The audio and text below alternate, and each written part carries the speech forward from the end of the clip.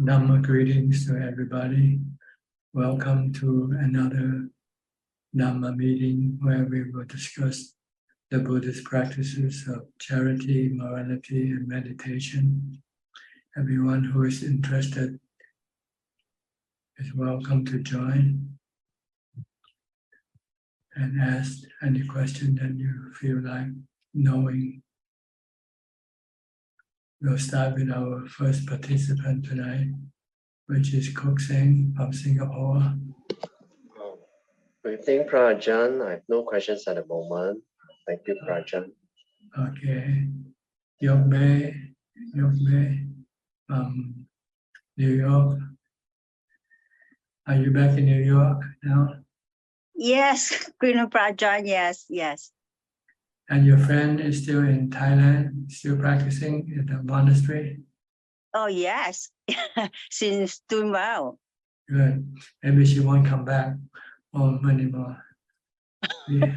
Yeah, she's a second home from the local old Thais monastery, yeah. Yes, that's good. You have any question tonight? Yes, I do. My meditation, right, when my day off, I will doing my meditation. Could I doing? I sit down 1 hour, no problem. I would like to increase my 2 hours. How I can do it? You have to increase your mindfulness. So when you finish meditating, you have to get up and do more mindfulness practice by walking meditation. Or if you have to do any work, just focus on your work or recite the mantra along with what you do. Don't let your mind think about other things. Then when the next time you sit, you might be able to sit longer. Or if you, after 1 hour, you want to get up, you can force yourself to continue sitting by reciting a mantra or chanting to get more mindfulness so that you will be able to continue sitting for another hour. Oh, okay. So you need to use mindfulness. When you feel like you want to get up, you should start reciting mantra again or keep chanting. Or if you cannot do that, then you get up and do walking meditation. Or if you have to do something, just keep focusing on what you do. Don't let your mind go think about other things. This is another way of maintaining mindfulness after you finish with your meditation. So that the next time when you meditate, you might be able to sit longer. Okay, noted. Thank you, brother. Thank you. Okay. Next is Kwan Lee Man from Malaysia.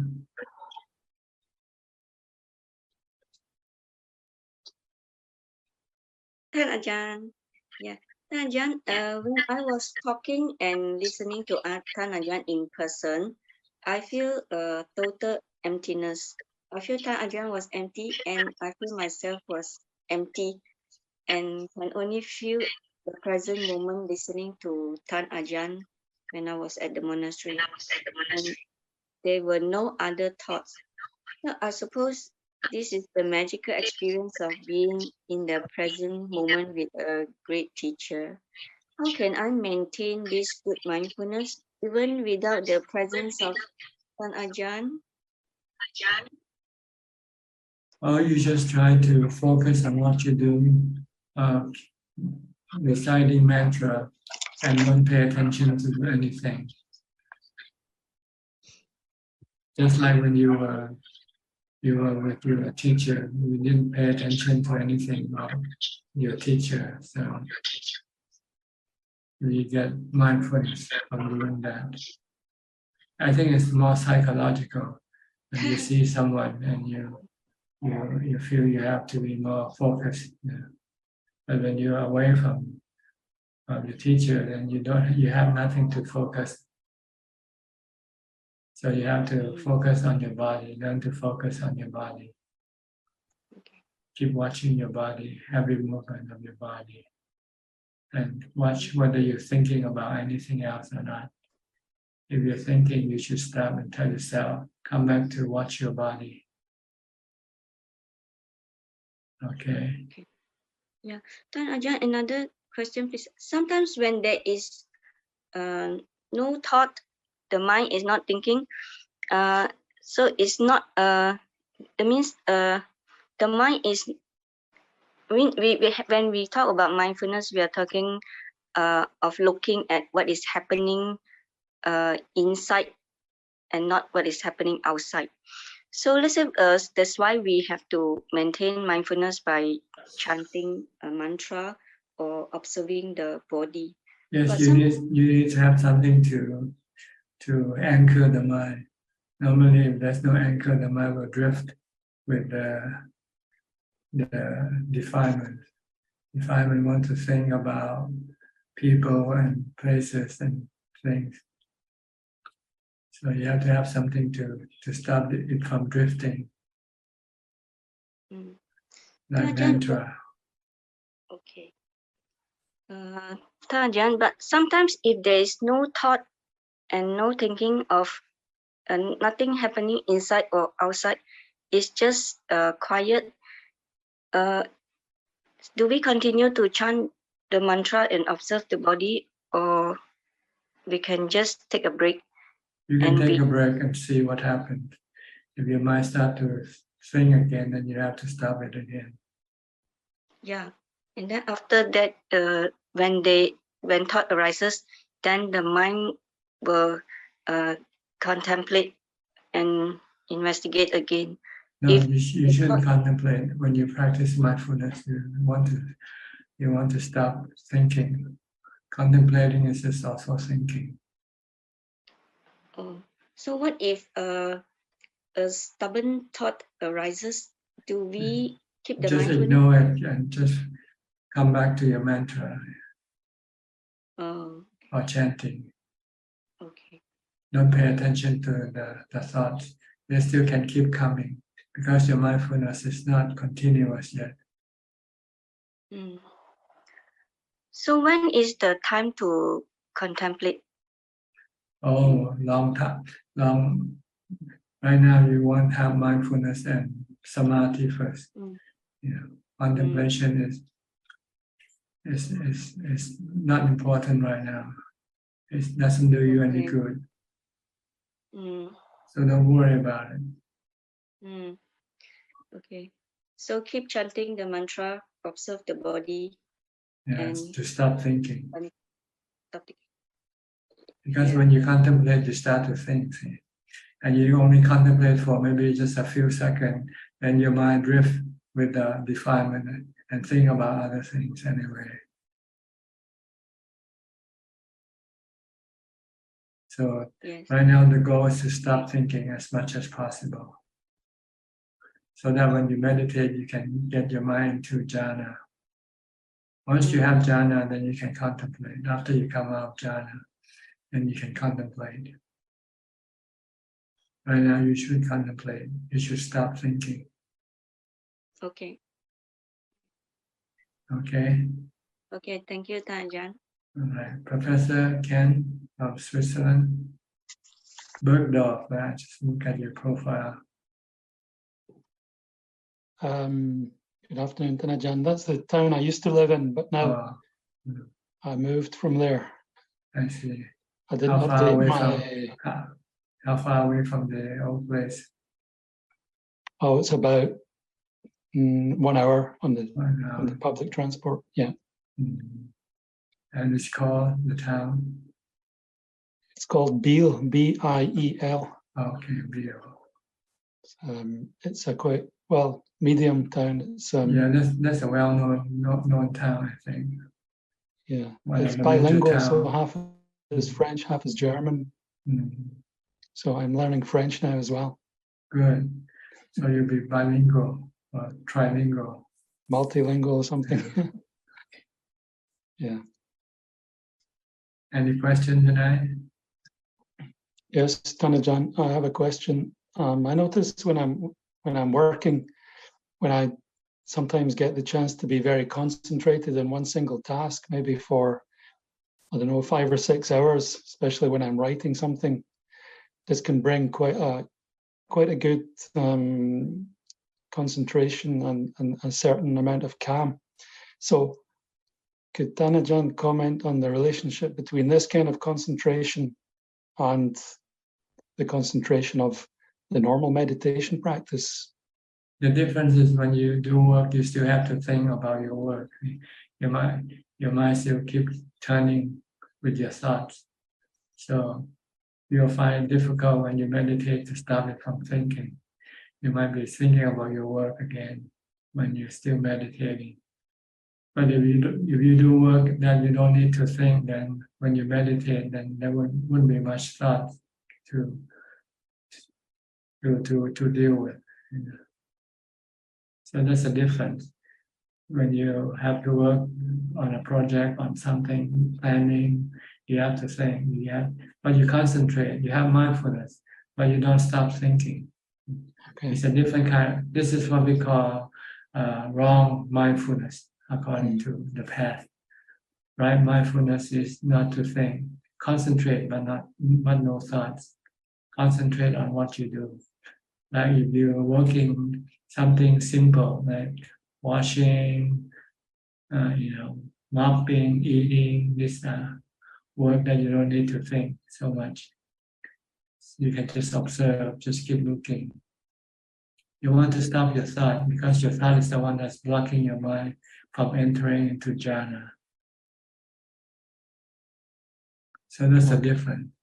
Yeah. But it's a good, you get half of the result, get half of the benefit already. You learn to concentrate. You know how to concentrate now. But the next step is to concentrate without thinking. So you have to do this on your day off when you're not working. And then you can then try to concentrate on what you do without thinking. Yeah. If you can do that when you meditate, you'll find that your mind can become calm easily and quickly. So it's the thought that wants to stop. Okay. Good, understand? Understand, Dhanajan. Thank you very much. Thank you. Okay, fine. I'll go to Willie now. Willie from Indonesia. Good evening, Dhanajan. Today I don't have any questions. Thank you. Okay, Willie also from Malaysia. From Malaysia, Good not evening, Indonesia. Dhanajan. Good evening, Dhanajan. Today I don't have any question. Thanks. Okay, Claudia, Srina, or Swiner, I'm not sure. Good afternoon from Germany. Claudia is enough. So actually you say Swiner, but Claudia is okay. Yeah, Claudia. Yeah. You're not teaching today, you're not working today.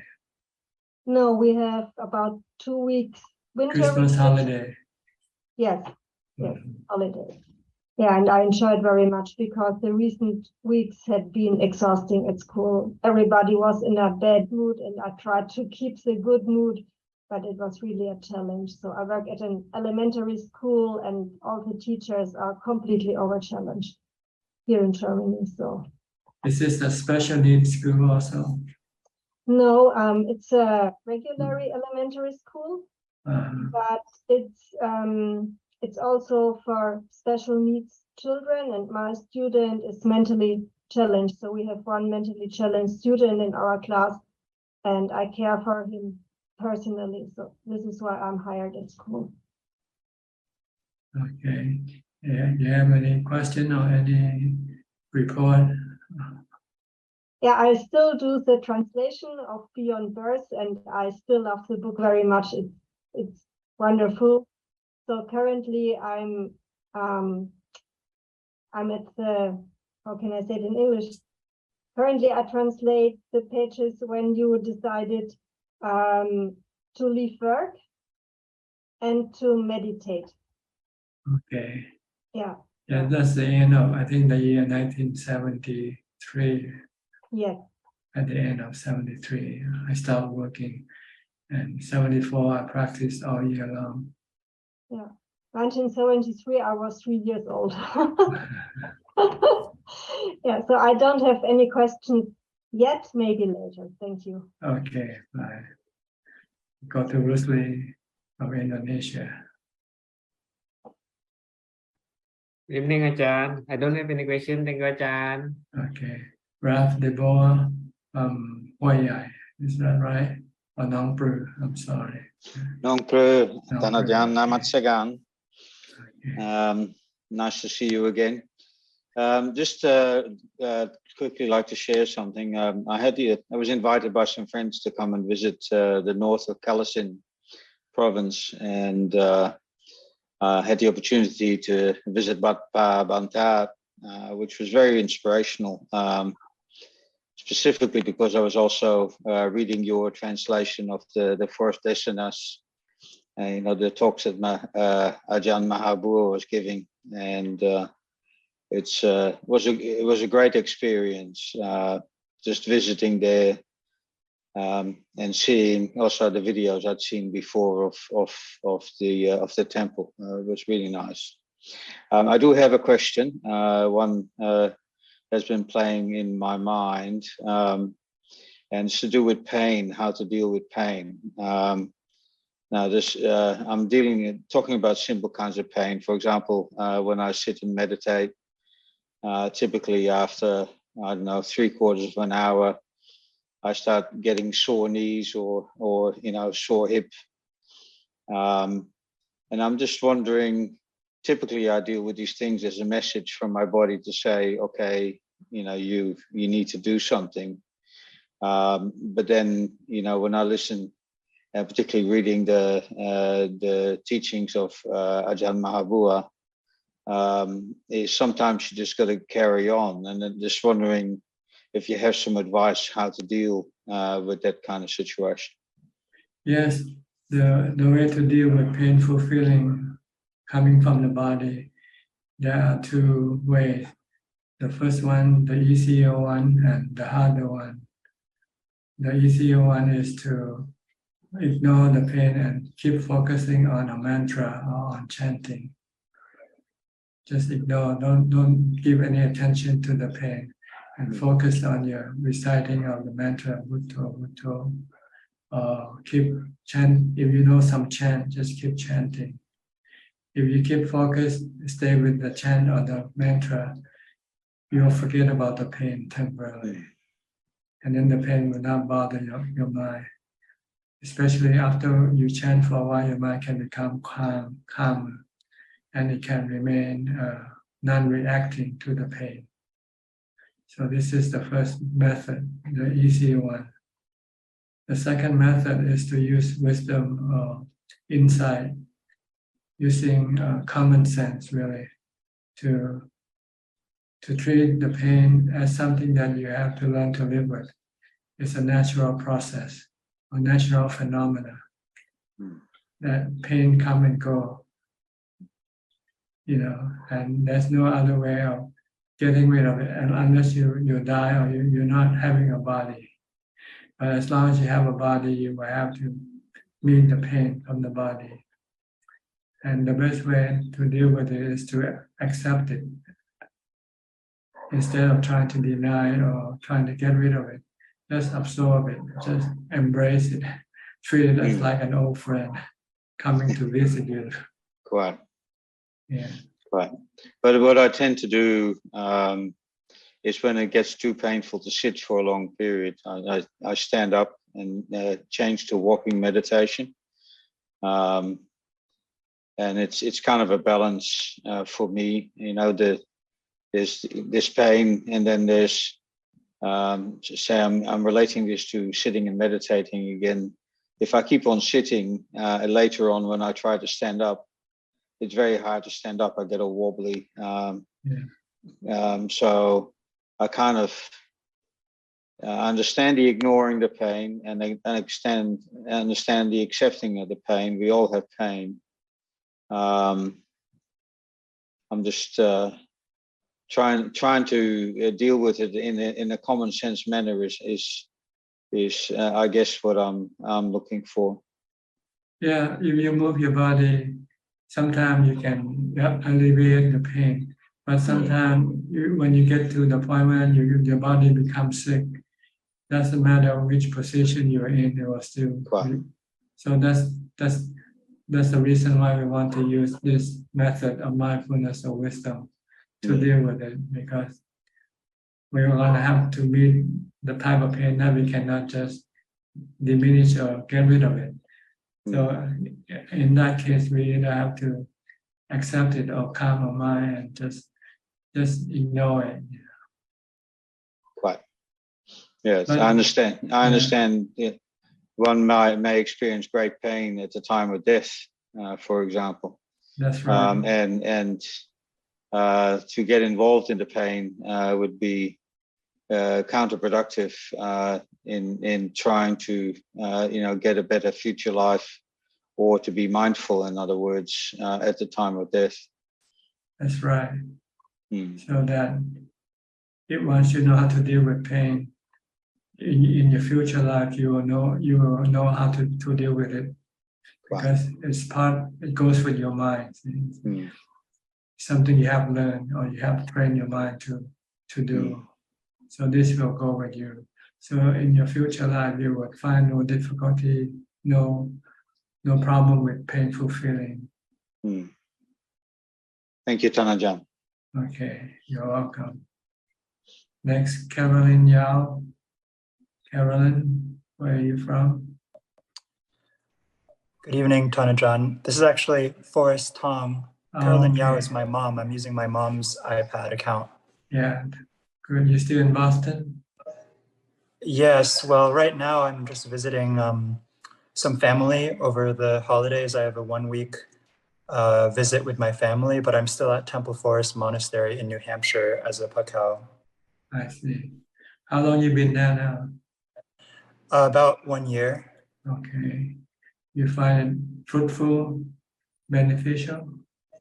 Yes, I do. Yeah, I feel that it's helping my practice to keep advancing. Sometimes it's still a little bit busy as a pakao because we're still doing some cooking and driving, but I plan to continue staying there. So if next year I'm allowed to continue become a samanera, then I'll no longer have to do the cooking and driving. But in general, it's still very nice to be able to live in the forest and have some time for seclusion. And we have our 3-month winter retreat from January through March. All the work is going to stop, so we'll have some more time for intensive practice. How many monks are there? I think about 10 monks, something like that. 10 months. Okay. Yeah. And what tradition they belong to? Ajahn Chah? So, yeah, Ajahn Chah, Ajahn Sumedho. Good. So they teach the same thing we teach here: mindfulness, meditation, and wisdom. Yeah. Yeah, it is based on mindfulness. It's kind of presented in a different way. So I'm still absorbing the teachings. I haven't fully understood the different style of teaching that they do. But yeah, at its core, it's still mindfulness. And it's very helpful for me to join this meeting and get a reminder of your teachings, Tanajan, since I think sometimes still, I tend to make the practice more complicated than it needs to be. Like, thinking about things instead of just stopping thinking and being more simple. So. Yes, this is the direct method to stop thinking. Yeah. But then I started getting doubts, and then I start thinking because, I feel like I'm not practicing this thing. That's why you shouldn't be thinking. Yeah. Yeah. Okay, you have anything tonight to ask? Any question? No questions. Just wanted to pay my respects to Tanajan. So. Okay, good to see you. With almost 1 year since you went to the monastery. Yes. Okay. I hope you can stick to the path and continue with your path to enlightenment. Okay. You're getting nearer now. You're getting nearer now. So don't move back.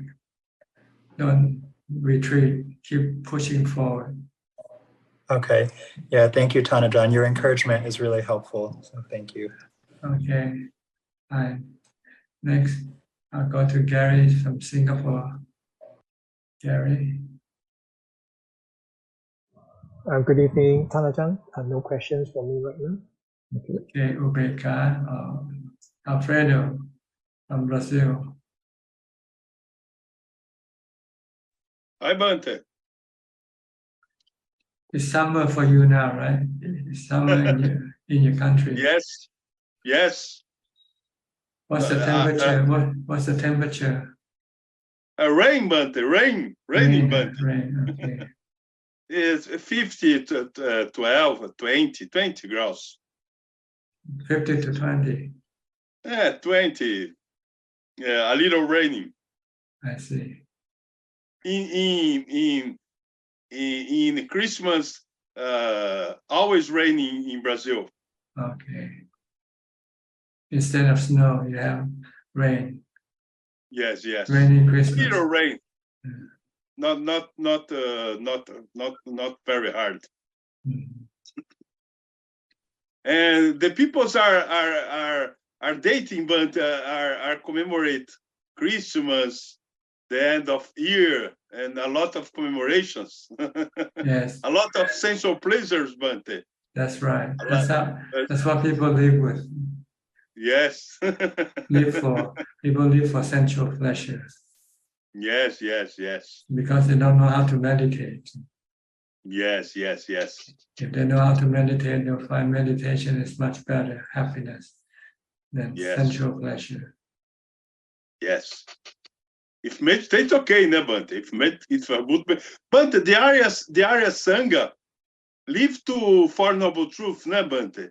What is live for Noble Truth? Is you live to thinking about the things, combination with Four Noble Truth, the right effort, the right action, the right speak, the right thinking, the right knowledge. The live with Four Noble Truth is together, is all things equilibrate, Bante. All things okay. The Arya Sangha is people that have a situation of control, with control.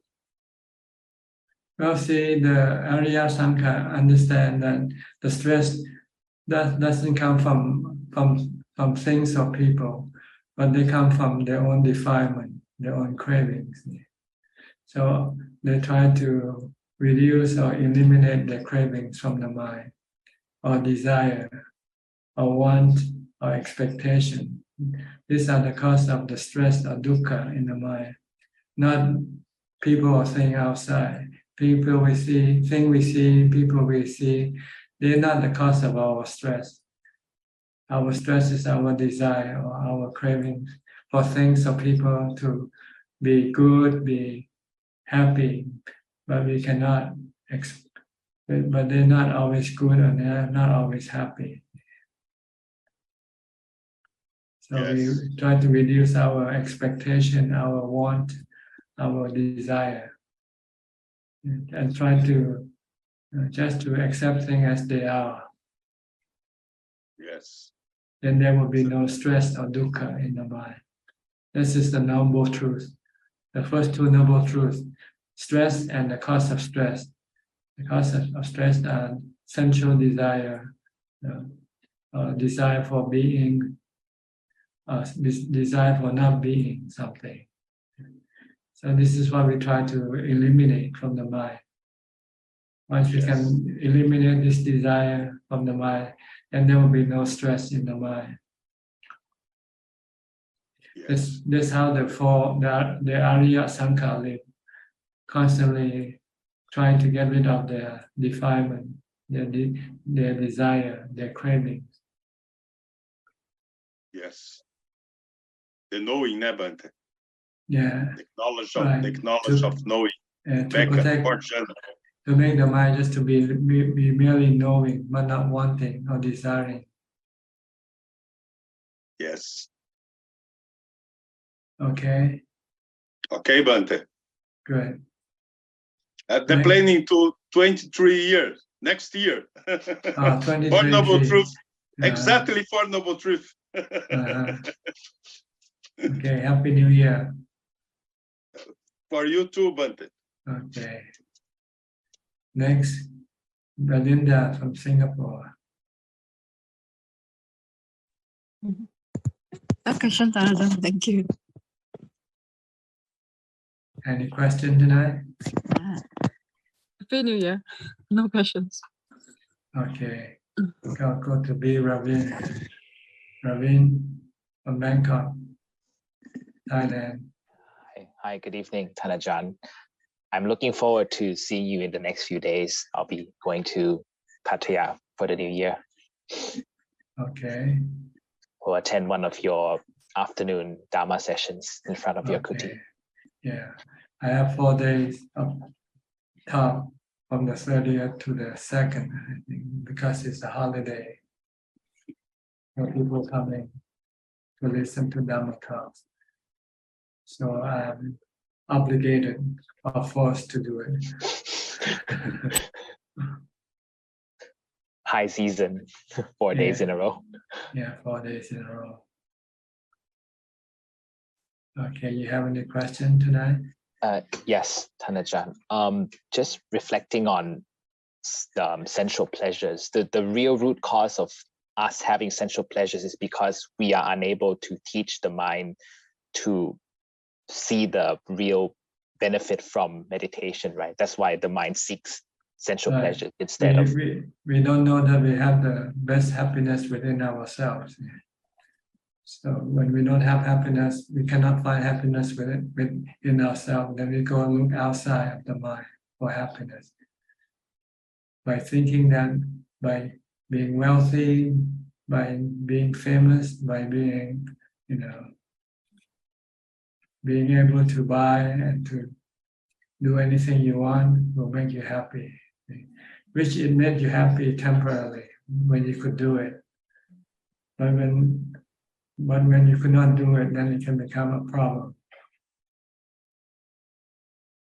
So we constantly running into stress and suffering because we don't know that these things that we go after are something we cannot always keep or always maintain to give us happiness all the time.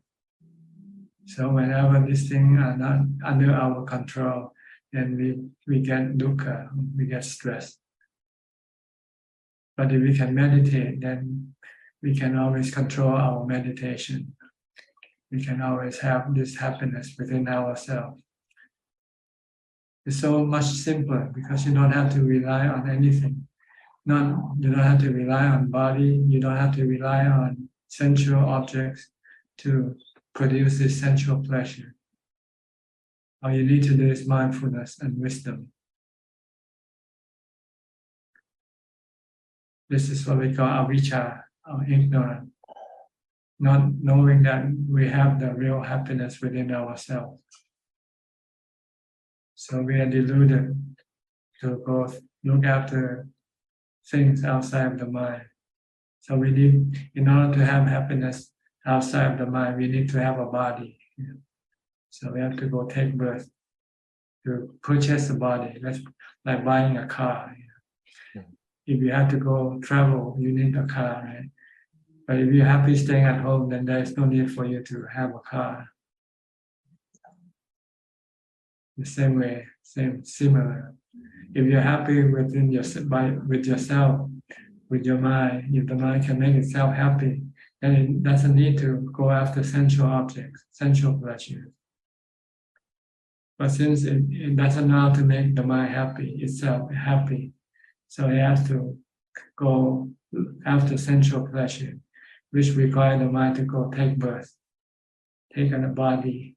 And each time it takes a body, then the body is a heap of problem. You have to maintain it, you look after it. Then no matter how well you take care of it, then you will still have to get old, the body will still have to get old, get sick and die. So you're just running into a lot of problems, a lot of stress, a lot of, if you're seeking happiness outside yourself, outside of your mind. So only the Buddha knows this. The Buddha discovered. So he teaches us to reverse our way of seeking pleasure. Instead of going outside, come inside by doing mindfulness meditation. When you recite a mantra or watching your breath, you're pulling your mind away from the body.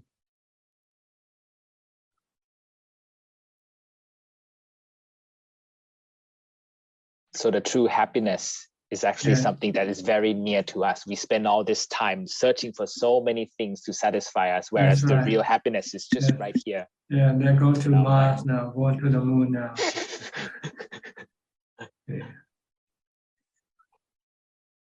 Before they were living in Europe, so they went to America. Once they got to America, it's not enough. Now they have to go to space to seek for happiness. No matter where you go in this world, in this physical world, physical universe, there is no lasting happiness. And they don't give you contentment. Like the peace of mind that you get in meditation. You get contentment, so you don't feel you need or want to have anything. You can be happy having nothing. That's why the Buddha called Nibbana the supreme emptiness, the supreme nothing, having nothing. Not even the body. You don't need to have a body. When you have no body, then you don't have to worry about the body. Once you have the body, then you have to worry about it, look after it. And no matter how well you look after it, it's gonna get old, get sick, and die anyway. So that's the wrong path of happiness, by going after the sensual objects. By going after wealth and fame, and these are the wrong way. The right way is to come inside your mind, using mindfulness to stop your mind from thinking, because your thought is the one that leading the mind away, the mind away from the mind, leading it toward the sensual objects. Normally, when you think, what do you think about? Places to go and see, things to eat, food, things to drink, things to watch. That's all you think about. You all think about sensual pleasures. Like New Year, everybody's thinking about counting down. Sensual pleasure, looking at the fireworks, makes them happy temporarily. Or see the Christmas lights on the trees, makes you happy already. But briefly, after New Year, after Christmas, it's all gone. Back to work again, because you run out of money to spend. Doesn't last. If you meditate, you don't have to spend any money. Stay at home, meditate. Then you have a lot of saving. All the money you earn, you can save because you don't need to spend it. But then you don't need any money. Why work in the first place? Why spend more time meditating rather than working? So try to meditate, try to develop mindfulness.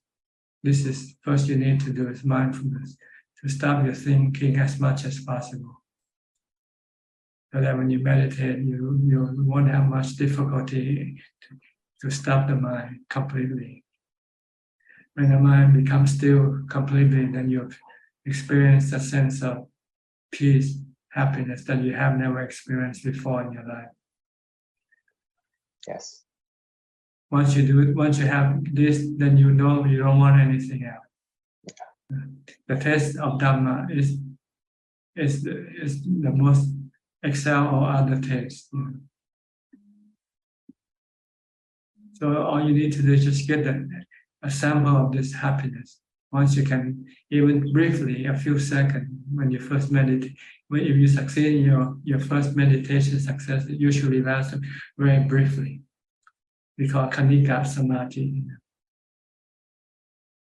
But then it's enough to attract you for the rest of your life. Yes. So try to get to this point. Once you get to this point, then you reach the point of no return. You won't go back to sensual pleasure. You still go back from time to time, because when you're not mindful, then your defilement can always pull you away from your meditation practice. But as you develop more and more, and your mindfulness becomes stronger and stronger, and coupled with your wisdom to see that sensual pleasure is really dukkha, not happiness, then eventually you won't go back.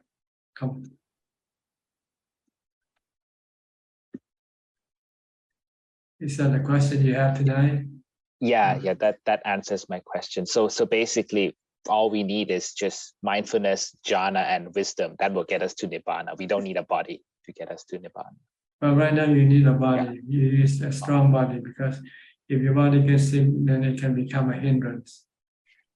When you get sick, you don't feel like doing anything. But once you are developed in the practice, then you won't need the body. You can practice in any situation, and whatever situation the body might be in. Whether it's old, whether it's sick, or it's dying, you can still practice. But when you haven't yet established that ability, you still need a good body, a healthy body.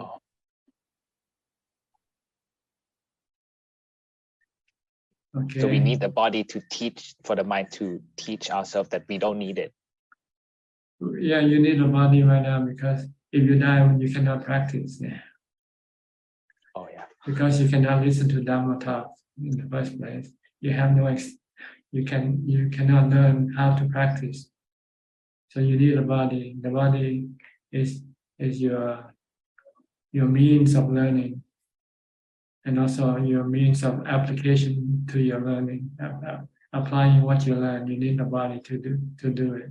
Like walking, meditation, maintaining mindfulness. But once you have developed mindfulness and wisdom, then you don't need the body. Yeah, understood, Thanajan. Thank you. Okay. Next, Get Yen So from Penang. No question, I cannot hear you, but I presume you don't have any question. Okay. Okay, I go to Philip and Adeline. Are you in Pattaya now or in Banampur? Good evening, Thanajan. Good evening, Thanajan. Where we are? We are nearby your temple. Yeah, quite near. The village, the fishing village where I go to. Yes. Have you taken a walk around the village? Short walk. Yeah, because when we arrived, it was already around sunset. I see. Maybe later on. Yeah, the hotel is right on the beach, so you can have a sea view of the panoramic view of the sea. Yes. It's a quiet village, but at night I think it's pretty quiet. It is. Yes, it is. Mm. Yes. Used to be a sleepy fishing village, but then the people transformed the business. Before they used to sell, or they go fish and then they fry fish to sell fish. Now they convert into a seafood restaurant instead. Okay. I see. I see. Next door. Yeah, you have a seafood restaurant next door. Yeah. There are a few of them around the village. Yeah. People who like seafood, but then go to these places for fresh seafood. Yeah, but we took all the ones that already did, not the live ones. Yeah. Because you are Buddhist. Yes, we just told them, all the dead ones. Yeah. The more veggie, I think. You'll be at the hotel tomorrow morning when I go on my bintabat. Yes. Yes. See you tomorrow morning. Yes. Yes. See you tomorrow. Okay. About 6:20, 6:30, I think, 6:30. Okay. Okay. 6:30. Thanajan, I got a question with regards to rebirth. With regards to a stream enterer. During the next rebirth, will the stream enterer remember the teaching of the Buddha, or must he chance upon things, like the four noble truths, or the three characteristics of existence, and then it sparks him that there's something which is missing, and then he goes on investigating and continues from there? No, he knows the Four Noble Truths by heart. He never forget the Four Noble Truths. But the level of the Four Noble Truths that he sees only with the khandhas, with the body and the feelings, but not the higher ones in the mind yet. He has established. So he still has some more work to do. Sotapanna understands the nature of the body and feelings, and he can let go of them because he sees them as the natural phenomena. They are work of nature, the body, and the feelings also a work of nature, like the weather. Keep changing. Your feeling keep changing from good feeling to bad feeling to neutral feeling. And you cannot force them to only produce good feeling. Although you want to try, but you cannot stop it from creating or changing into bad feeling, painful feelings. Like when you get sick, or when you get hungry, or you get tired, you get painful feeling from the body. And some of this you can diminish or deal with, but there are some that beyond your ability. So when there's something beyond your ability, then you will have to learn to cope with it, live with it, accept it, and not be hurt by it. So this is what Sotapanna has already dealt with. So next life when he's born, he has no problem with getting old, getting sick or die. But what he hasn't dealt with yet is he still have this sexual desire to have sex with other people. So this is what he will next on the agenda for him is to get rid of the sexual desire. But because he can see that when he has sexual desire, it causes his mind to be restless or agitated. And normally with a deluded mind, the way to deal with your restlessness when you have sexual desire is to have sex, right? To release, they say, release your restlessness and agitation. But this is only a temporary solution because after a few days, it comes back again, your sexual desire. So the way to get rid of it permanently is to see the body as unpleasant, not good looking. Because the cause of your sexual desire is the opposite, because you see the body as good looking. So you have to switch your perception of the body the other way around. Look at the other side of the body. The body is like a coin. It has two sides to it. But we only want to look only on the good side, the pleasant side. We don't want to look, well, we don't know that we should look on the unpleasant side. If we look at the unpleasant one, then our sexual desire can be eliminated from our mind. So this is the next two steps that the Sotapanna has to do, to contemplate on a super. And if he reach 50% point mark in which he can see the body as unpleasant 50% of the time, then he's considered to have attained to the second level of enlightenment.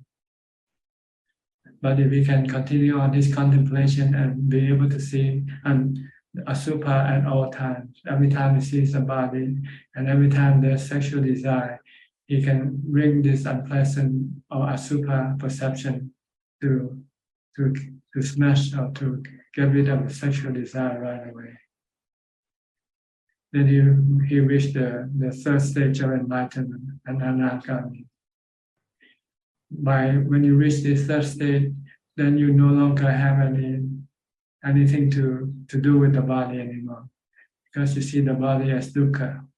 You don't want to have anything to do with, not to have a body, not to use the body for your sexual desire purpose. So you will no longer be reborn as a human from that point on. But you still have some other issue you have to deal with, which is the state of your mind.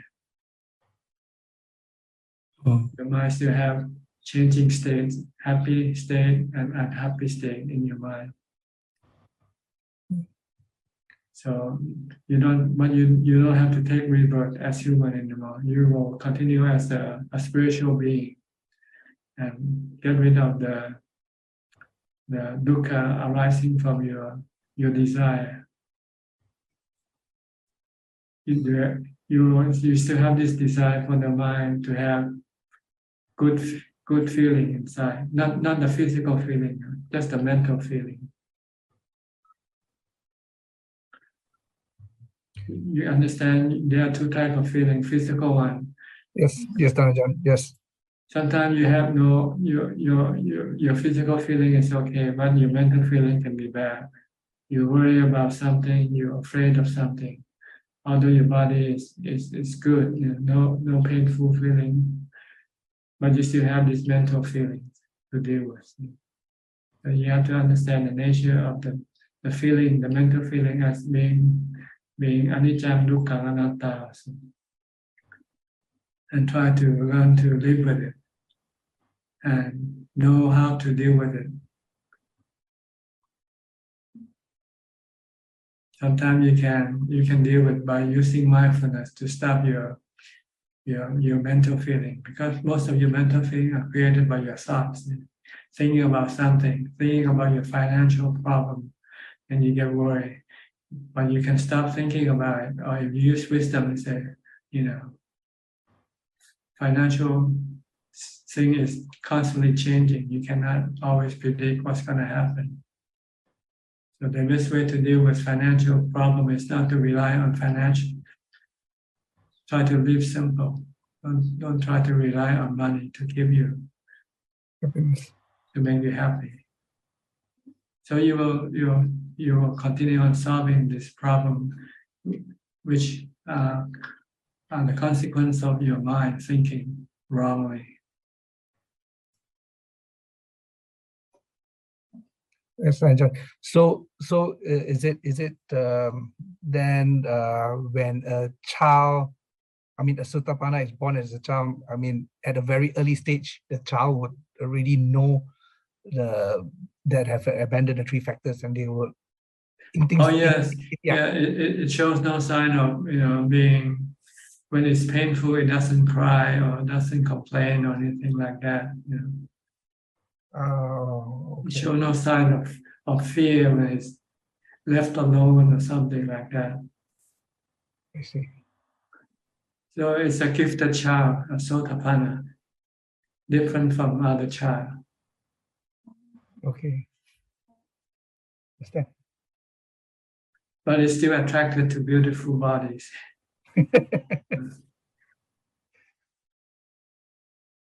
Okay. Okay. See you tomorrow. See you tomorrow. Okay. Next, Celine Tan from Maryland. She usually enters the Thai room. Is she in the wrong room? No, good evening, Prajan. I got lucky today that usually I have my Tuesday conference call, so I couldn't participate on Tuesday with you, but it got canceled today. So I have a chance to come and pay respect to you. I have no question, but last week there was, I think, one moment that was it's like touching my mind. Right now it's winter break and my daughter just went to visit her dad in Dominican Republic, so I'm home alone. And in a sudden I was just thinking of like, what if I die today, or what if I have a heart attack and something's like bad happening to me, and no one would find me. I would be dead at home alone, and my daughter doesn't even have a key to enter the house. So once I had that thought, a second thought came up right away, and I'm not sure if the second thought has come up with sati or not. Because right after I thought of my death, my second thought came up and said, "You're nonsense. Why haven't you take all what you learned and then apply to your life? Even you die, and it's just die." So when I thought of that, I said to myself, is my second thought is also a thought that come with sati, or why is it come up that way? Because you have been training your mind that way. So when things happen, then it will react according to the way it's being trained to react. So actually, you should train your mind to think that the body is not you. So when you feel that you have a heart attack, it's not you who have the heart attack. Yeah. So if it's actually you're really the mind, you're the mind who just possess this body temporarily. And one day you and the body will have to be separated anyway. So if I keep thinking that way and it's actually happened, what would happen to my soul? Your mind will be peaceful and not afraid of death. Mm-hmm. Okay. And that's just like I was just talking about earlier, Sotapanna. See? So next time you have a new body, you will not be, you have no worry about the body, anxiety about the body. So if I keep training my soul, my thought about like getting tired of the rebirth, like how many lifetimes have I been back here and then suffering the same issue over and over? Can I think of it that way as well? Yes, but that doesn't solve the problem. The problem is you have to see the body as not being you. You and the body are two separate entities. Okay. The body is just your servant. You are the master of the body. You're the one who tells the body what to do, to get up, to walk, to talk. Right now, it's the mind telling the body to do it. Without the mind, it will be a dead corpse. It will be just a corpse lying. So when the body dies, then you have to leave it. Then it's up to the living to do with what the body they come across. Their body dispose it somehow. You know. Okay. Thank you, Prajaan. This is all my question. Okay, so try to teach your mind. The body is anatta, not yourself. It's a work of nature. It comes from the four elements. Okay. It's like a doll. You're the owner of the doll. You play with it. But one day the doll will stop, living, will stop breathing. Then you have to throw the doll away, right? And just have to let. Yeah, that's all. You and the body are not the same. You're not the body. You're the mind, the one who tells the body what to do. I will continue practicing. Thank you very much, Prajaan. Okay, maybe see you tomorrow night also, huh? Yes, I will. There's no conference tomorrow as well. Thank you. Okay. Next we have Atit. Atit, where are you from, Atit? สวัสดีค่ะพระอาจารย์ Hello, I live in Sattahip ค่ะ Sattahip, okay. Yes. So I just want to ask you some question about meditation practice. You know that I used your way, like when we meditate, we have to like put toe. But my problem is sometimes I want to say sometimes, usually, my left side of this face, my face on the left side feel pain or sometimes tenses up. And when I meditate, I feel uncomfortable, I would say, and sometimes feel hurt, on this side. So are there any suggestions in order to reduce this pattern? Yes, instead of using putto, you should do some chanting first. Because your mindfulness is not strong enough, and your defilement is causing this pain to appear. So it means that you have to develop more mindfulness by do chanting. Because when you chant, you have to pay more attention to what you chant. So this will help you increase your mindfulness. So when you feel you cannot watch your breath yet, then just use chanting. Okay, can you remember any chanting by not opening up the book? Just close your eyes and chant mentally. Like Putto or any other mantra, like. Okay, you can use that also. You can, without having to worry about the breath. Don't have to watch the breath. Just Putto, Dhammo, Sangho, or use Puttang Saranam Gacchami, Dhammam Saranam Gacchami, or something like that. You need more space for your mind. We keep it. You still want to think, so let it think by chanting. Because maybe one word Putto might be too little for it. It needs more space. So you do some long chant, longer chant, and see how it works. Okay. And after you chant for maybe half an hour, you might feel comfortable to watch your breath. Then you can stop chanting and just watch the breath without doing any Putto or chanting. Just watch the breath at the tip of your nose. And knowing it come in and go out at the tip of the nose. Just keep watching, that's all. I think that I understand your point, because I feel like I know our life have many kinds of suffering. Our life is suffering. And I feel like I push myself too much, in order to meditate sometimes, because as you say, I have to make my mind more relaxed before I go to the next step, right? That's right. By merely wanting to have success in meditation can cause you stress, because you're not capable of doing according to what you want yet. So you have to go step by step. Just try to relax your mind by chanting first. Thank you, Ajahn. Okay. Okay, next is Dahlia. Dahlia, I'm sorry, I cannot pronounce your name properly. Hi, Ajahn. Where are you from? Can you hear me? Yes. Well, I'm from Romania, but I live in USA for 30 years. But I came from Romania. Yes. I had many experiences meditating for like a decade now, but I got to a halt right now, and I need some guidance from you, Ajahn.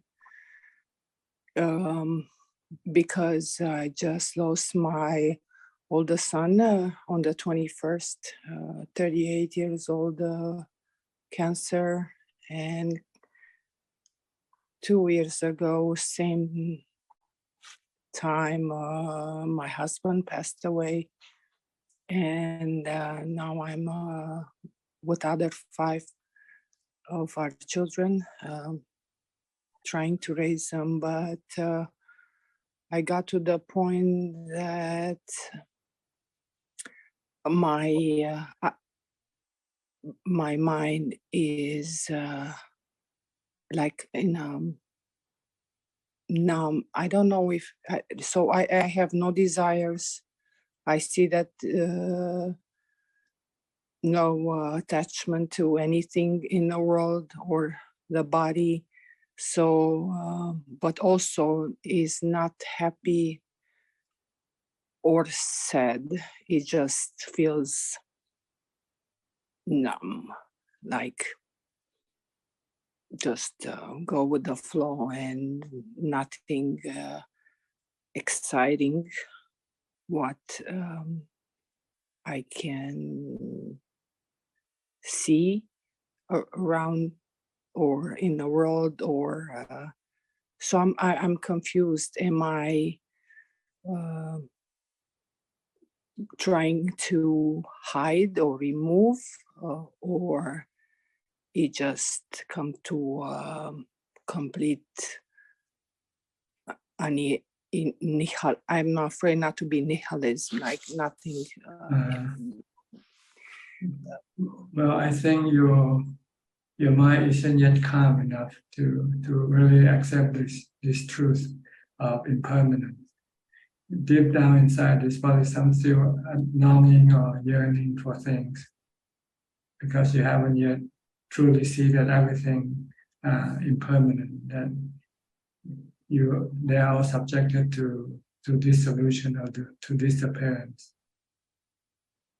And also your mind hasn't yet been calm enough to make you feel good, to make you feel happy. So this is this can be the result from thinking of impermanent, thinking about that, but still doesn't give you a sense of peace by understanding the nature of things. So I think you should try to do some mindfulness meditation first to calm your mind. Once your mind becomes calm and you look at things, look at the impermanent nature of things, your mind will not feel sad and it will actually become wiser and less attached to anything. Yes, I think there was the attachment towards them, which has this kind of reaction, because I've seen the 5 elements leaving the body and the impermanence of my own and everybody else's. But that feeling of peace, it's not happy, it's not blissful, it's just dull and pretty like. Yeah, you have to practice more mindfulness meditation to get the mind into equanimity, real equanimity. When the mind feel content, have contentment, have happiness, being alone and not having to rely on anything to make it happy. Right now, you still, I think, you're sort of being pulled between the wisdom that everything is impermanent and your desire for things to keep you happy. Yes. You have no other replacement. So you should use, if you can meditate, you'll get another replacement for your happiness. Then you can really let go of everything. You know that you don't need them or rely on them to keep you happy. Yes, because I'm not, is no sensual desire anymore. It's now materialistic desires anymore. But I still link, I can feel this link I have between family, very close people to me, and my connection with them is still a knot there, which if you can guide me, how can I release it so I can find peace in my mind through meditation? Right now, you should stop thinking if you can. This is the problem. And thinking leading you to attachment, leading you to need somebody, something to hold on to. So you have to practice mindfulness to stop thinking and meditate to get your mind to become calm. Then you'll become independent of everything. Once you are calm, once you have jhana, you feel that you don't need to have anything to make you happy. See? Okay. And then because I'm thinking, in deep sleep is no world, is not me, is not my body. That's right, the mind. And I feel so blissful. It's so nice. It's a good sleep. And, because nothing, the moment you wake up, here we go again, all these thoughts of attachment towards everything, in the world, and the mind grasping on it. And here we come, and that's why I'm like Ajahn, you told me, like either mindfulness, mantra, maybe, or something to help me release all this grasping to. That's right. It comes from your thinking, all this grasping or desiring all come from your thinking. If you can stop thinking, you forget about everything, then there's nothing for you to grasp after, to go after. So like try and use mantra or chanting. Okay. And meditate to stop your mind. Okay. Completely for a while. Then you'll find peace and happiness. And when you come out of meditation, you can look at things in a different light and say, hey, I don't need this thing. I don't need these people. I can be alone by myself and still be happy. Okay. Thank you so much, Ajahn. Very, very much. I think mindfulness is very important practice. Mindfulness and meditation to get your mind to jhana, to equanimity. Once you have equanimity, your mind will have contentment and no desire, no grasping for anything. Yes, because I want to say, I know he's not dying. I know, I'm aware that every body is me. Everything I see, it's who I am deep down. But the mind still has some defilements there that I need help. The problem is not the body. The problem is the mind.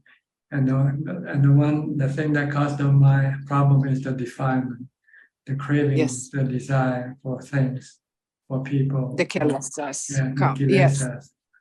That's what we have to deal with, is to stop the kilesa by using mindfulness and wisdom. Okay. All right. I hope you feel better. Thank you, Ajahn. Thank you. I already feel better. You talk to me. Okay, good. Where do you stay in America? Now I live in Las Vegas. I used to live in California, but after my husband died, we moved to Las Vegas. It's less expensive. It's better. Okay, good. All right. I hope you maintain your mindfulness practice. Try to stop thinking as much as possible. Yeah. Think only what you have to think. What you don't need to think, don't think. Yeah. Okay. Okay. Thank you. Thank you, Ajahn. You're welcome. Next is Sui and Czech from Vancouver, Canada.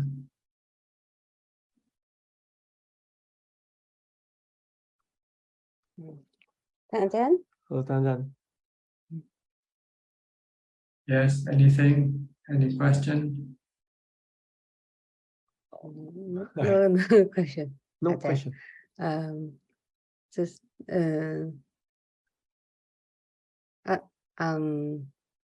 Ajahn, like if when we are even if we you talked about the benefits of loving kindness before, the 10 benefits of loving kindness, and like there's one I think 2 of them is like people can't hurt you, people won't hurt you by poison or by weapons. Yeah. But You'll this is not you'll be loved by people instead of being hated by people, because you do only good thing for people. So you help people, you give people happiness. You act like Santa Claus. Anybody hate Santa Claus? Well, I was thinking about you on the 25th, Ajahn, because I said, "Oh, finally, Santa Claus." But I'm Santa Claus every day. Now I have children, have poor people coming for food and for things that we collect from our bintabat every month. I saw that, Ajahn. You give them the every day is Christmas Day for me. I can only eat so much, and the rest, what do I do with it? I just give it away. Well, only to children, Ajahn. Older people also, older people come after we finish the round, and we have a pickup truck load of food, so they come and wait in line and get their share. Yeah. The children also. Before they go to school, they come and get the food here from our bintabat. before they go to school. Yeah, before. Oh, These are poor people. Sometimes they just don't have enough food to eat. yeah. Because they don't have any steady job. And sometimes they don't even have jobs. Sometimes. So it just so happened, things just happen, and just we have more food than we can eat, so we just give it away.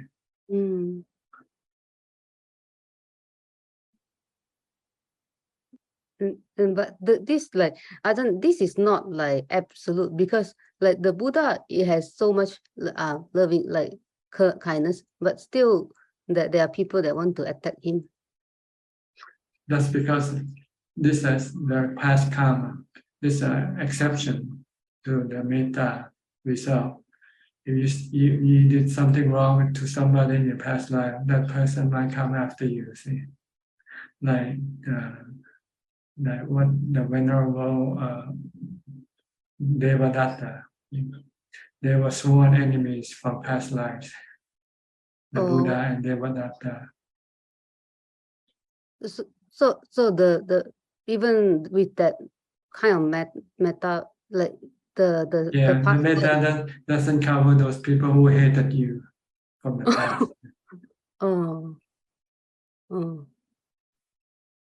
But that's because you did something wrong to that person in the past. So this person wants revenge, wants to get even with you. So no matter how much compassion or metta you give them, they don't care. They just want to. They want to just kick your ass. That's all.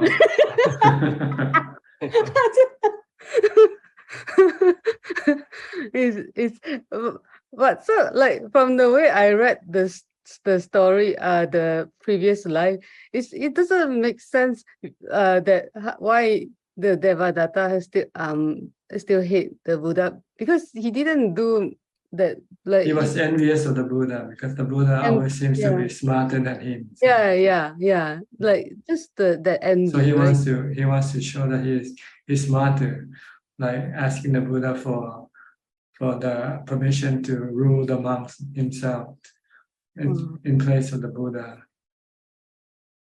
And the Buddha said, "You're not qualified." So he got angry at the Buddha and tried to kill him for 3 times.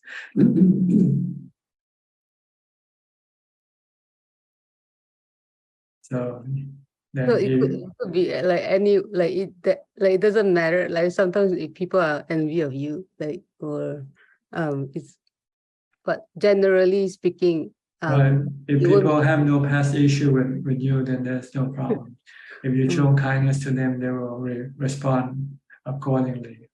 But if you have some issue in the past, this kindness or this metta will not be able to get rid of those issues here. Like the Moggallana, he has issue with someone in the past. So he has to pay by losing his life, being killed. He's got a lot of metta, but with the past issue, there's nothing he can erase. So, wow! So the past karma is strong than, like, that is stronger than the. Yes. Then whatever you do. Wow. But eventually, Devadatta came to his senses that he could not beat the Buddha, so he finally asked for forgiveness. Before he died, he offered I'm not sure what bone it is, the chin bone, I think, the chin bone to the Buddha, as a token of his sorry, of his remorse. So the Buddha said that by having this, he still had to go pay and to be in hell for the trying to hurt the Buddha 3 times. But because he has remorse, after he pays his debt, when he reborn again as human, he will continue to practice and become a Buddha, a future Buddha, but a silent Buddha.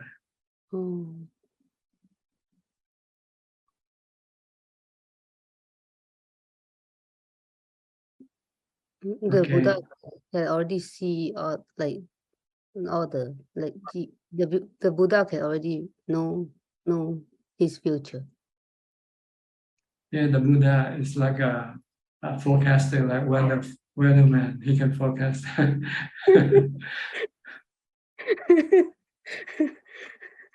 Well, only the Buddha, like very special, like he has that psychic ability to see that. Yeah. Yeah, okay. Forecast. Anything else? No, yeah. No. Thank you, Ajahn. Thank you, Ajahn. Okay. Go to Sulan from Singapore. Hello, Ajahn. Yeah, I got try meditating after you asked me to. You have to speak louder. Hello, Ajahn. Can you hear me? Yeah, better. Oh yeah. I just wanted to update you that I did try meditating after you reminded me on Sunday. Yeah. And how did it go? Yeah, it feels good actually. Yeah, because I think it's been a while since I meditated. Then I feel like when I meditate, then it feels good because my mind is just focused on the breath. Yeah. Yeah, you should try to do it every day. It's like a mental exercise. You do physical exercise every day, right? But you should do mental exercise every day also. Yes. The mind needs exercise like the body to keep it healthy, to keep it strong. Oh. And then sometimes when I was lying down and I was meditating, then I fall asleep. Then you should get up and do walking meditation instead. Okay. You have to overcome your laziness, because laziness will not get you anywhere. Okay. Oh, on this part on laziness, I think I heard a Dhamma talk that said that if the mind have very low energy, then maybe next life you may get born as like a sloth or like a slug. Yeah, I don't know if that was a joke. No, I don't think so. Oh. Having energy is good for the mind. When you're born as a person, you'll be energetic rather than lazy. Then you can accomplish a lot of work, a lot of things. When you're energetic, when you're lazy, you won't be able to accomplish anything. Then does it mean that like a slug or a sloth that is like move very slowly and low energy? Yeah, this is defilement. Is there defilements, laziness that make them be reborn like this kind of characteristic? Yeah, whatever you have now will go with you. Whatever you know, whatever you have in your mind, not in the body, but in your mind will go with the mind. The glasses you wear won't go with the mind because the glasses stay with the body. Yeah. Oh, okay. So even like the defilements can manifest into like our physical attributes. Sometimes, if you're generous, you're kind, you normally will have a good body, an attractive body. If you are mean and you are hateful, you usually don't get a good-looking body. Oh, okay. All right. Yeah. can I ask another question? Yes. I was wondering, like just now, she was I think it's chat that was mentioning about Devadatta, the story on Devadatta. Then I was just wondering, why don't the Buddha just ask him to go away, and then he wouldn't have this condition to actually make so many wrong. Ask who to go away? Devadatta. Like if the Buddha asked Devadatta to go away right from the start, then actually he wouldn't have chance to create so much trouble. But the problem is he could not tell Devadatta to go away. The harder you try, the harder he will stay. So the best way is not to try to tell him to go away. Oh, okay. That's how it is. That's how people work. See, with people, when you try to tell them to go away, they will resist your telling, and you do the opposite. You want me to go away? I'll stay. If you want them to go away, you just tell them to stay, and then they'll go away. See, that's the psychology of people. People don't like to be told what to do. They like to do what you tell them, the opposite. Oh, yeah, then that creates so much trouble, right? Like, yeah, but the Buddha said, you look at Devadatta like the weather. So you cannot force the snowstorm you have right now to go away. You just have to weather the storm. So eventually it will go away by itself. Then should one then try to outsmart the other person so that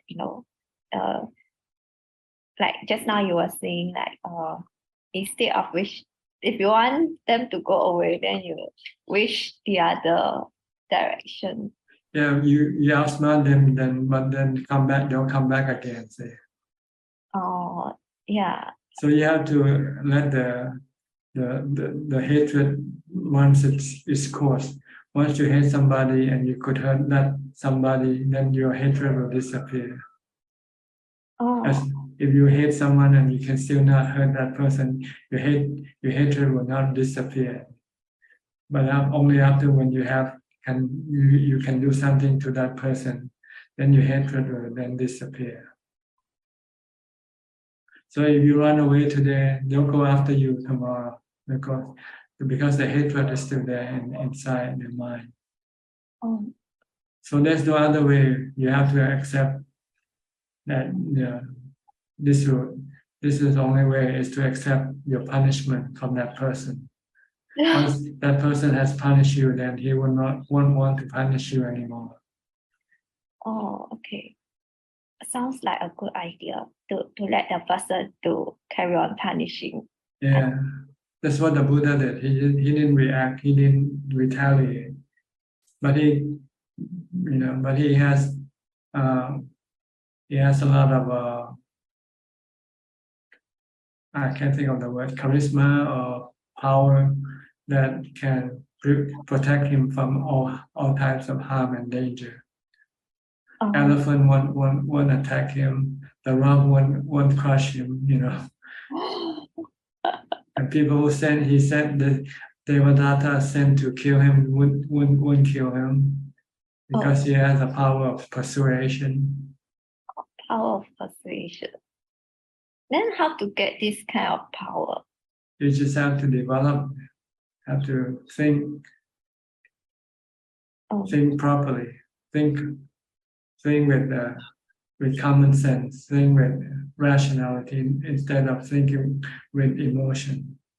But I thought that the whole idea of practice is not to think too much. Then that's the first step. The first step is not to think, to stop your mind, to get into jhana. But once you have jhana, then you have to start to think, to understand the nature of existence, the nature of things as being impermanent, as being anatta. Then you have to think in order to be able to understand why things are the way they are. because that's the way they are, because they are a work of nature. So there's two levels of practice. The first level is to stop your thought, to calm your mind, to make your mind calm and peaceful and rational. Once your mind becomes rational, then you start to think rationally. So that you can let go of your attachment to everything. If your mind is not rational, you cannot let go of your attachment. Even though you know it's bad for you to attach, but you cannot stop your attachment. Yeah. Okay. Right now you are on the first step, so you should try to stop thinking as much as possible. Okay. Yeah. And meditate until your mind becomes calm, peaceful, and rational. Then after that, then you can think rationally instead of emotionally or delusionally. Right now you're thinking delusionally because there's a self. You think by yourself, of yourself. So you cannot be rational that way. But when your mind becomes calm, peaceful, the sense of the self in you will diminish and will allow you to think without a self. To think rationally or scientifically, not emotionally. Okay. Okay? Yeah. Okay. All right. Yeah. I think that's about all for the people who's in the room. Let me go to Facebook now if there's any question of Kunju. Yes, we have at the moment 10 questions. The first 3 questions is from Pauline Soon. Question number 1, can Ajahn please explain about Asubha meditation? Asubha is the opposite of Supha. Supha is beauty. Asubha is not beauty. So the body has two sides to it. It has a beautiful side and it also has a not a beautiful side. So we have to look at not the beautiful side, so that we can have a balanced view of the body. We can then keep the mind from being attracted or averted from the body, have aversion or attraction to the body. Go ahead. The second question is, how do we practice contemplation of the 4 elements of the body? Well, you have to be scientific when you think of the body. The body is made up of the 4 elements, which is the earth. The earth is solid. Whatever is solid is called the earth element, the solid parts of the body. And then the water element is the liquid part of the body. Our blood and everything, this is liquid. And also the third one is the wind. The wind is the air that we breathe in and out, into the body and out of the body. And the fourth one is the heat, or the fire element, which is the heat, the temperature that keeps the body warm. So this is the four elements that combine to create this body. The hair of the head, all the 32 parts has to be built from the 4 elements. So this is how you should look at it in a scientific manner. The next question is, what is the process of enlightenment like? Can Ajahn please tell us? Well, to see dukkha is created by your own desire, your cravings. Your stress and suffering, your anxiety, your fear, all come from your cravings or your desire. And this craving and desire comes from your delusion, to think that the body belonging to you, that you are the body. You have to see that the body isn't you. Once you see that it's not you, it doesn't belong to you, then you will have no desire to have it, to keep it with you. Then you can let go of your body. So this is kind of enlightenment. To see the truth, that there's nothing that belongs to you. the mind, the body doesn't belong to you. Actually, there's no you. This is the complete enlightenment to be able to see that the you comes from from just a mistaken identity. The mind mistakenly mistake itself as a self, when in fact it's just not a self. It's just a knowing element, a knower and a thinker. The next questions are from Wei Xiong Chua, and there are 3 of them. Question number 3, will indulging in sensual desire make a person lazy? Oh no, it's not that. I think you have to be quite diligent in order to indulge in anything, because you cannot remain still. You have to go after what you want. If you want to see a movie, then you have to go find a movie to watch. If you're lazy, then you will not be able to see anything. But you might be lazy in doing things that you should be doing, like working. You'll be indulging in sensual pleasure all the time, and you will be lazy working. But you won't be lazy going after your sensual desire. The next question is it possible to eliminate sexual desire completely? Yes, by contemplating on the unpleasant parts of the body. Try to look at the body when it dies, for instance, when it becomes a corpse. Think of the body as a corpse. Think of a body when it's old or when it's sick, for instance. It doesn't look good. Look at the inner parts of the body. Look at the inside of the body. Look at the skeleton. Look at the organs of the body. Then you can get rid of your sexual desire. The next question is, how do we deal with pain and uncomfortable of the lower back by not lying or leaning? By meditation, by mindfulness, by keep reciting the mantra, or do some chanting to get your mind away from the painful feeling. You have to try to ignore it by concentrating on doing something else, like chanting or reciting the mantra. If you become absorbed in this chanting or reciting of the mantra, then you forget about the pain, and the pain will not bother you. The next question is from Pauline Soon. How do we handle problems of separation? We have to accept it. That life, this is the way life is. Everybody come here, live on this earth temporarily, and everybody will eventually have to depart from this earth. This earth is like an airport. Look at the earth as an airport. We passenger, we just pass by the airport to board our plane. We come into the airport to board, and we meet people on the airport.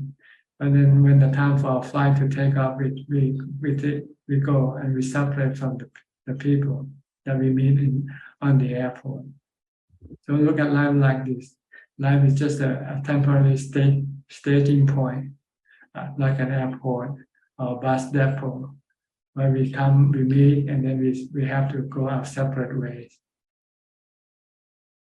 The next question is from Ayi. Namaskar,ท่านอาจารย์. As employees, is it okay if we try to practice the 8 precepts when we still work in the office, still use makeup and dress only for necessities? This practice is not perfect, but at least it can suppress the desire to sing, watch TV, wear jewelry and perfume, and eat 1 meal a day. Or is it better to just follow the 5 precepts? Thank you. Well, there's nothing absolute. If you can practice the 6 precepts, 7 precepts, or how many precepts you can practice, just do it. But if you find it's not possible, then you have to accept the situation.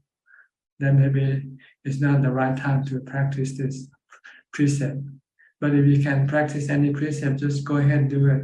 It's good for you to keep the precept. But usually, when we talk about the 8 precepts, we're usually talking about meditators, people who do full-time meditation and having no other work to do, like living in a monastery, like the person who just came in the program early on, what's his name, who lives as a preceptor in the monastery. Forest. Forest town. But if you're normally working, it's not quite possible to keep the 8 precepts. But if you think you can do it, then it's good for you. But if you cannot, then don't worry about it too much. The next question is also from Ai. Is it right if we do contemplation when we're not sitting in meditation? Is contemplation also one of the practice that can make us understand the Four Noble Truths? Thank you. It does, but it's superficially understanding. It doesn't get into the real Four Noble Truths. The way to get into the Four Noble Truths, you have to first practice meditation to calm your mind first. Once your mind becomes calm, then the Four Noble Truths will manifest itself in the mind for you to see. But by contemplating, we're just imagining about the Four Noble Truths. We haven't yet seen the real Four Noble Truths. But we might have to, first when we start learning, we have to contemplate or study first. But this is not sufficient. You cannot become enlightened by studying alone. You have to do meditation practice and to see the Four Noble Truths that actually happening inside your mind. So there's 2 different types of Four Noble Truths. And the Four Noble Truths that we study or hear or imagine, and the Four Noble Truths that we experience in the mind. And we can only experience the Four Noble Truths in the mind clearly by first meditating to make the mind to become calm and peaceful. The next question is from George Lim. Dear Ajahn, does achieving jhana guarantee rebirth in the higher planes of existence? Yes, if you have entered jhana, in which you had entered the Brahma realm of existence, the non-sensual realm. See, there are 3 realms of existence, the sensual realms, and the other 2 non-sensual realms called Brahma realms, Rupa Brahma and Arupa Brahma realm of existence. If you have Arupa jhana, then you enter into the realm of Arupa Brahma. If you have Rupa jhana, then you enter into the realm of the Brahma jhana, Brahma realm of existence. And the last question is from Metta Vandana. Please explain what to do when my mind keeps going into meditation mode, becomes very calm, empty, and the sound of silence is so strong in the middle of a task, like cooking. Well, still continue cooking and leave the mind alone. When you have to do something, then you have to pay attention to what you do, not the mind. If you pay attention to the mind, then you might be not doing properly what you are doing. So if you're doing something, don't pay attention to your mind. Pay attention to what you do. If you're driving, you have to keep focused on your driving, not on your mind. Okay. That is all. All right. Next, anybody would like to ask any more questions? You're welcome to raise your hand. Billy first. Billy first. Okay. Yes, Ajahn, I would like to ask about sexual desire. Sometimes we are attracted to the opposite gender, not only because of the attractiveness of the body, but sometimes it is more psychological, like maybe the person is kind to us, or maybe we like the person's personality, or we just feel comfortable with a person. So how to deal with that? So wait until he dies, and then see whether you still think of his personality or not. Will you sleep with a corpse, even though that corpse has a nice personality? Okay. Okay. Okay. See, So it is still... your defilement is trying to mislead you to think that you like the personality, but in fact you're not the personality. That's only a compliment, but the real one is the physical one. You like the physical part of the body. The personality part is just a compliment. That's all. Okay, I see. So the real reason is still the attractiveness of the body. That's right. That's right. Because once the body becomes a corpse, you won't sleep with that corpse even for just one night. just to say goodbye to that nice person. I see. Would you? Okay. Yeah. Okay. Okay. Another question is just now Tanacha mentioned about we can only see the real Four Noble Truth when the mind is calm. I mean, how does it work? See, when your mind is calm, it's like the water that is still, right? But when your defilement start to come into action, then it creates ripple in the mind. So you can see this ripple is dukkha in the mind. Like when you throw a pebble or stone into the still water, what do you get? You get waves, right? But if the water is not still, you won't see the difference. And when you throw a pebble or stone into unstill water, when you have lots of wave already, if you just put a pebble or stone inside, you won't see any difference. So your mind, when it's not calm, it's constantly agitating all the time, and you see it as being normal. See, but when you meditate and your mind becomes calm, then you see the difference between a calm mind and an agitated mind, and you see that agitation usually created by your defilement, your craving, your desire. So you see the Four Noble Truths, the real ones in your mind, after your mind has become calm first. Then as soon as you have cravings, then there will be ripples in the mind. You feel uncomfortable right away, as opposing to being comfortable when there's no cravings or desire. Okay, so that's why the practice of samadhi is very important. You cannot just skip this and say you can go straight to vipassana. Because you don't know when is the defilement is appearing. It's because it's constantly appearing all the time. Just like the lady early on, Delia, she think about impermanent, but she doesn't feel happy, because her mind's not calm. See, the mind still constantly is craving for things, even though by contemplating that there's nothing to crave for, because everything is impermanent.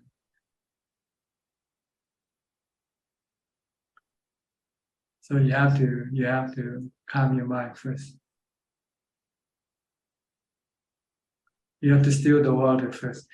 If you have lots of waves in the water, when you throw something into the water, you don't see any difference. Okay. Okay, I see, Tanajan. Okay, thank you very much. I think everybody in this room hasn't yet seen a calm mind yet. And we've been talking this for almost a year or more now. So the agitated mind is talking about wisdom and the teaching of the Buddha. But it's all in the imagination, not in the real realm of the mind. Okay, who next? Who raised the hand? Thank you. Sulan, you raised your hand. Okay. Oh, hello, Ajahn. Go ahead. Oh, I remember that on Sunday you mentioned that like festive season like Christmas, New Year is only short-lived, and then we keep looking forward to it. But then it is just over in a day. And then I just wanted to ask like how should we approach the upcoming New Year then? And with this, I would like to wish you a good New Year, and may you be well and healthy and live a long life.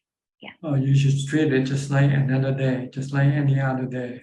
It's just any other day. We just only make it special because it's the end of the calendar. That's all. But it's just another day. The sun rises and the sunset. Everybody, things happen.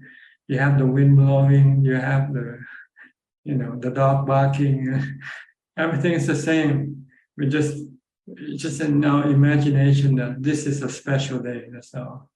Oh, Or it's an excuse to celebrate your sensual pleasure. That's all.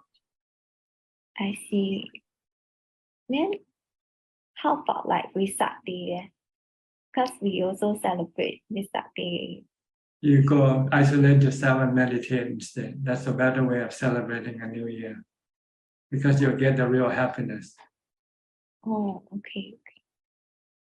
That's a very interesting way to see it. That's why in Thailand we have people go to the monastery now. It's a new practice. We go to chant at midnight to celebrate the new year. Instead of countdown, they do chanting instead. Oh. Yeah, in Thailand now, I think most temples will have this midnight chanting to celebrate the new year. Mm.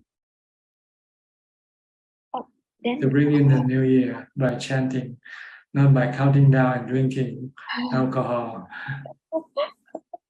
yes. Then do you also like do counting down?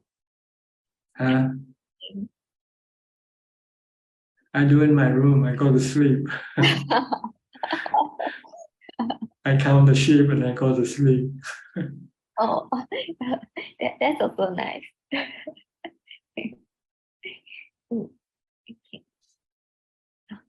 For me, it's just another day, another night. No difference from tonight. Oh, another day, another night. Okay. Okay, yeah. Still wish you a good year ahead. Okay, we'll go to Kunjuk first, okay, for a while. Then we'll go to Biramin. Yes, we have one question that came in from KB Leong. Ajahn, does one need to observe the 8 precepts and stay in seclusion when practicing wisdom, develop samadhi as object of meditation to achieve enlightenment? Yes, you need to. But using wisdom, develop samadhi is really an exceptional case. You don't use it regularly. You have to have stress before you can use it. If your mind is restless and agitated and you cannot focus on your meditation object, then you might have to use wisdom to calm your mind, to let go of your attachment to the object of your agitation first. This is not a regular practice. This is an exceptional practice when you cannot use mindfulness to calm your mind.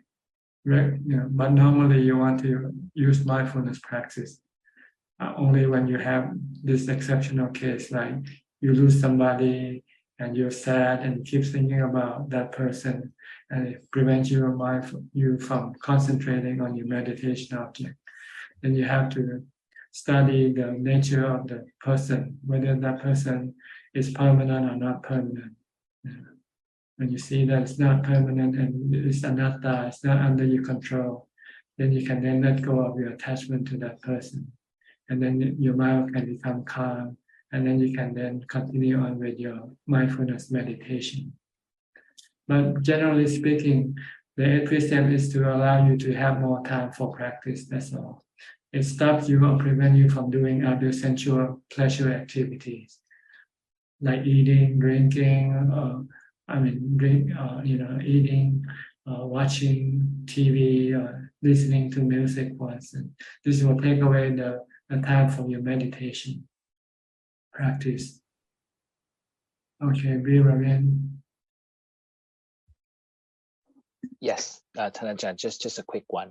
Could you please explain what is vijnana and how we can identify it? I can identify the other 4 khandhas, but not vijnana. Vijnana is when the eye see something, and when you know that you see something, that's the work of vijnana. Oh. When you hear something, if you can hear something, it means vijnana is doing the work for you. Vijnana is like a bridge that connects the sensual object to the mind. Without vijnana, like when you go to sleep, then you cannot hear thing or see thing, because you close your eyes or or in the case of your ears, you don't close it, but the vinyana stop working temporarily. So you cannot hear anything because there's no mindfulness to maybe to direct the mind to receive what vinyana is sending to the mind. So this vinyana itself is not a problem. It's just a messenger, really. That's what it does. It takes the sensual objects from the body and send it to the mind. Deliver to the mind. The problem is the sanya and sankhara. Sanya is perception. What do you make of the picture you see? This is the problem. If you see it's good, then this can cause you to have defilement already. If it's good, you want it, right? And if it's bad, you have aversion. You should see it as neither good nor bad because it's just four elements, what you see. But you don't have this because your perception is being controlled by your defilement, your delusion. So you need to study the Buddha's teaching to see that everything is anicca, dukkha, anatta. This is the truth. To overcome your own perception. Okay. Yes, Ajahn. Thank you. That's very clear. All right. Anybody else? Okay, check. Last question from you, maybe. Okay, last question. You said the problem is the sanya and the sankhara. So, like, is it correct to think to say that at first we stop the sankhara and then with mindfulness and meditation, and then if you have the jhana, you can change the sanya. You don't change. You don't change. When you get the old sanya, then you should use the new sanya to override it. If you see something as permanent, then you should use impermanent to override your own perception. When you see things, you normally say, "Oh, this is good. This will be with me forever," right? Like when you get married, you're gonna live happily ever after. This is the wrong perception, because the true perception is not permanent. People get divorced after 6 months, but people don't want to think like that when they get married, right? Okay, so you have to override the old sanya, the old perception that has been programmed in your mind for a long time. When you see something that to you think is good, then you want it to last forever, to give you happiness forever. But nothing lasts forever. Nothing gives you happiness forever. But you don't want to think like that. Because if you think like that, then you don't want anything. Then you say, what's the purpose of living?